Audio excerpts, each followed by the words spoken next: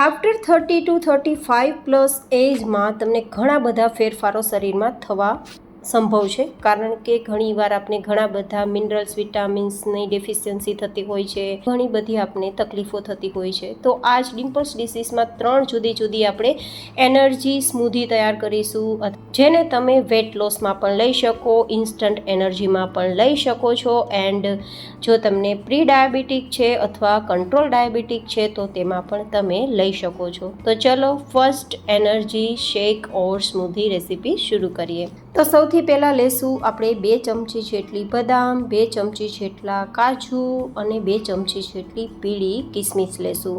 સાથે 2 ચમચી જેટલી લેશું કાળી કિસમિસ, સાથે 2 ચમચી જેટલા પિસ્તા લેશું, સાથે 1 ચમચી જેટલા મગજતરીના બીજ લેશું અને લગભગ 1 ચમચી જેટલા આપણે અખરોટ લેશું, સાથે અડધી ચમચી જેટલા ખસખસ, જે એકદમ ઠંડક આપશે આપણા પેટને. અને મીઠાશ માટે આપણે અહીંયા થોડા અંજીર લેશું. અંજીરની ખૂબ બધી હેલ્થ બેનિફિટ્સ પણ આપણે જાણીએ છીએ અને મીઠાશનું કામ પણ કરે જ છે. જે 6 થી 7 નંગ લીધા છે, મળે તો લેજો, નહીં તો અત્યારે આપણે જે ખજૂર લઈએ છીએ ને તે થોડો વધારી દેવાનો છે, જે મેં લગભગ અડધા કપ જેટલો ઠળિયા કાઢીને લીધો છે. હવે 1/4 કપ જેટલું કે અડધા ગ્લાસ જેટલું આપણે પાણી મિક્સ કરી અને પલાળવા માટે છોડી દેવાનું છે, જેથી આ બધી સામગ્રી સોફ્ટ થઈ જાય. આ બધી સામગ્રી તેવી છે કે જે છે ને ખૂબ જ એનર્જીનો ભંડાર છે. ખાસ કરીને સાંધાના દુખાવા હોય, વાળ ખરતા હોય, સ્કિન તમારી ગ્લો ના કરતી હોય, વેટ તમારું વધારે હોય, ખાસ કરીને એનર્જી તમને બિલકુલ ના હોય, તો આ બધી જ કહેવાય કે સમસ્યાઓનું સમાધાન આ જ તમને એનર્જી ડ્રિંકમાં મળવાનું છે. તો મેં લગભગ 2 કલાક સુધી આપણે આ રીતે સામગ્રીઓને પલાળી રાખી હતી, તો એકદમ સુપર સોફ્ટ થઈ ગઈ છે, જે મેં તમને આગળ બતાવ્યું. હવે અહીંયા હું 1 નંગ સફરજન લઉં છું અને 2 નંગ કેળા લઉં છું. જોકે ફ્રૂટ્સ નાખવું ટોટલી ઓપ્શનલ છે, હોય તો ઉમેરજો, નહીં તો માત્ર આ પલાળેલા જે ડ્રાય ફ્રૂટ્સ છે તેનાથી પણ આજનું સ્મૂધી કે પછી શેક તૈયાર કરી શકો છો. પણ જો કેળા અને સફરજન બંને વસ્તુ તમને અવેલેબલ હોય, પસંદ હોય અને જો તમે ઉમેરો તો વધારે બેનિફિટ્સ થવાના છે. હવે જે કેળા અને સફરજન સમારીને રાખ્યા છે તે ઉમેરી દઈશું. 1 કપ જેટલું આપણે દૂધ મિક્સ કરીશું અને પછી હવે અહીંયા કોઈ આર્ટિફિશિયલ મીઠાઈ નહીં ઉમેરીએ, ગોળ, ખાંડ, સાકર, મધ કશું નહીં. બસ હવે તેને ગ્રાઇન્ડ કરી લેવાનું છે. તો એકદમ સુપર હેલ્ધી, સુપર ડિલિશિયસ આપણું શેક કમ એનર્જી સ્મૂધી આપણી તૈયાર થઈ જશે. જો તમે વીકમાં 3 થી 4 વાર આ સ્મૂધી ભૂખ્યા પેટે સવારમાં લેવાનું પ્રિફર કરશો તો તમને ખબર નહીં પડે કે એનર્જી તમને ક્યાંથી મળે છે. એટલી અદ્ભુત શક્તિ તમને મળશે. અને આ 4 વ્યક્તિને થઈ શકે તેટલી આપણે સ્મૂધી તૈયાર કરી છે. તો બેટર રહેશે કે દવા કરતાં આ બધી વસ્તુઓને પીવાનું પ્રિફર કરીએ. વીકમાં 3 થી 4 વાર પીવાનું પ્રિફર કરજો. જો ડેઈલી પી શકો તો વેલ એન્ડ ગુડ.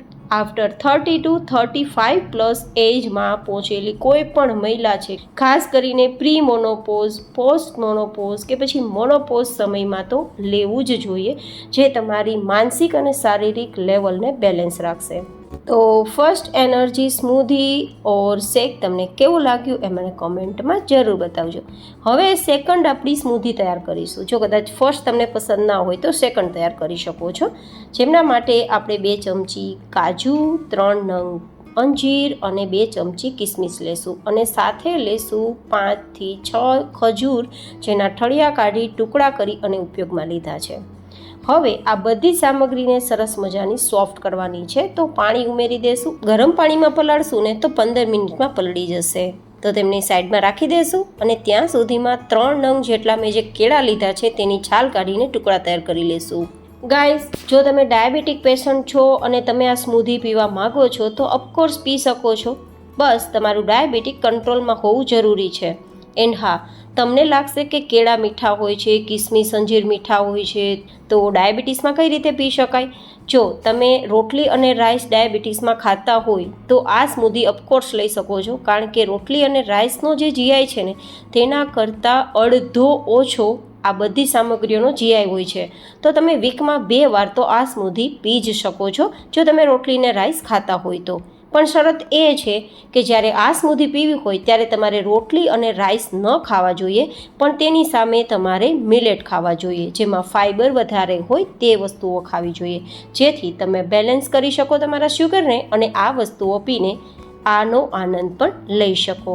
તો હવે આ બધી સામગ્રી 15 મિનિટ પછી એકદમ સોફ્ટ થઈ ગઈ છે, તો મિક્સર જારમાં લઈ લેશું અને જે આપણે તૈયાર કરેલા 3 નંગ જેટલા કેળા છે તેને પણ લેશું.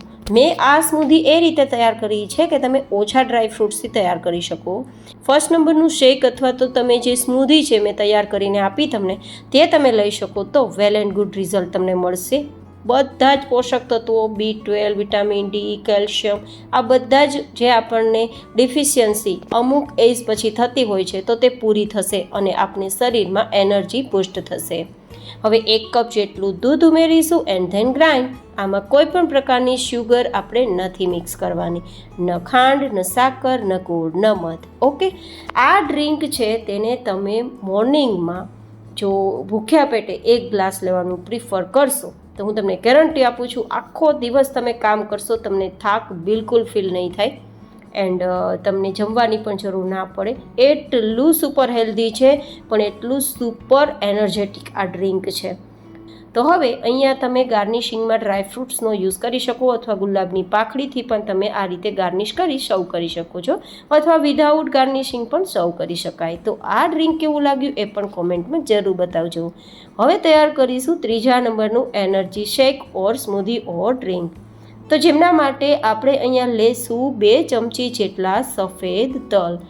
આ જે ડ્રિંક છે ને તે હાડકાને મજબૂત કરશે, જેથી તમારા કમર, ગોઠણ અને સાંધાના દુખાવામાં પણ રાહત થશે, સાથે તમારા ખરતા વાળને અટકાવશે અને તમને એનર્જી પૂરી પાડશે, તમને હિમોગ્લોબિન પણ વધારશે. સાથે 2 ચમચી જેટલા ઓટ્સ લેશું જે રોલ કટ હોય છે અને તેને શેકવાની કે બાફવાની કે બોઇલ કરવાની જરૂર નથી રહેતી, સો આમાં જ મેં ઉમેરેલા છે. અને અહીંયા 5 થી 6 નંગ જેટલા થળિયા કાઢેલા અને ટુકડા કરેલા ખજૂરના ટુકડા લેશું.